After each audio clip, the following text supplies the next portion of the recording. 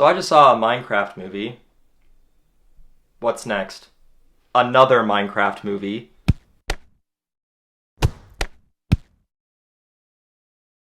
A Minecraft movie, directed by Jared Hess of Napoleon Dynamite and Nacho Libre fame, directed a Minecraft movie, and boy do I have some things to say about this. I essentially lived on Minecraft in my former years, and I still play from time to time in my annual Minecraft binge for 2 weeks before dropping it again, and not seeing it for another 11 months. We have a great time. So when I saw a teaser drop for this 7 months ago, and oh, I knew I was gonna have to see this regardless of how it looked. And now having seen this monstrosity in its full 101-minute runtime, I can tell you that it stinks. It's a really interesting piece of art to see because it's clear that somewhere along the way, the people involved making this were passionate about this to some degree. It seems like they've at least played the game before, which is pretty high praise considering the other video game movie adaptation monstrosities that are out there. And God, where do we even start when talking about this? This thing, first off, this is one of the ugliest films I have seen in a hot minute. The blending of CGI with live action actors looks horrid, with the execution of the green screen being genuinely laughable at many moments. And some of these scenes make me question if the actors were even in the same room when filming this. And now let's talk about Jack Black as Steve. And Jesus Christ, where do I even start? This is Jack Black playing Jack Black in a blue shirt. And his role here is seriously to be the tutorial NPC to every other character. Whenever an action is performed, you have Stevie here chiming in, explaining how everything works just before it happens. Don't worry! I'm gonna cushion our fall with this water bucket! Release! And it gives this film a very janky and awkward flow, where essentially the film is broken up into 3-minute scenes that reference something from the game, and then explain how it works. And then they do it right after.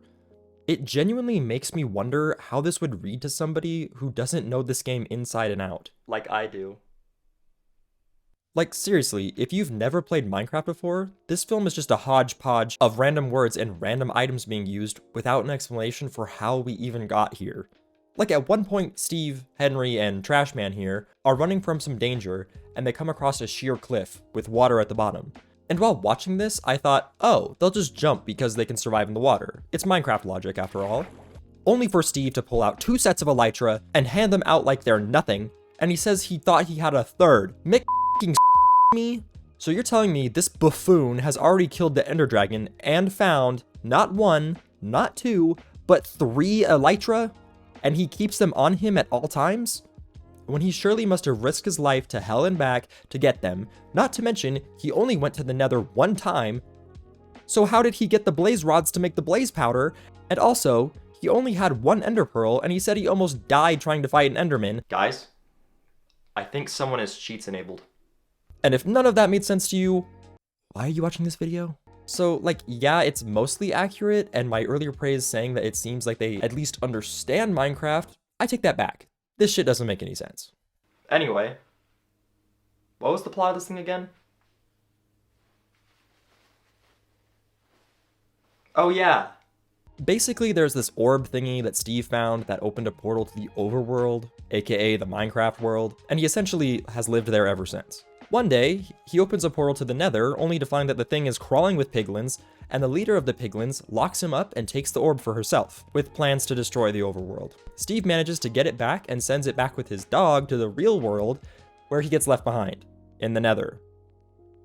When he could have just run out with the dog, anyway. Where the orb ends up under his bed and rots there for years, before this bumbling oaf finds it, and the lives of these 4 people who are honestly some of the most forgettable characters in cinema end up in the overworld. Things go bad, and they end up stuck there.